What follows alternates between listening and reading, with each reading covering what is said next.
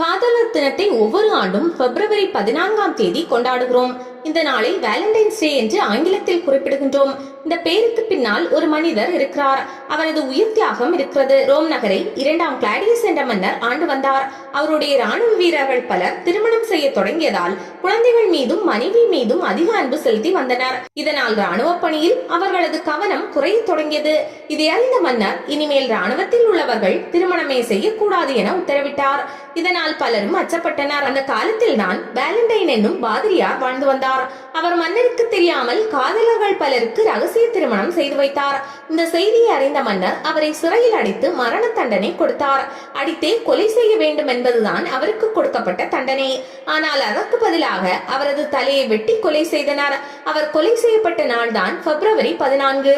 அதனால் தான் இந்த நாள் வேலண்டைன்ஸ் டே என அழைக்கப்பட்டது. இவ்வாறு மகிழ்ச்சியாய் கொண்டாடும் காதலர் தினத்திற்குள் ஒரு மனிதரின் உயிர் தியாகம் மறைந்திருப்பது குறிப்பிடத்தக்கது.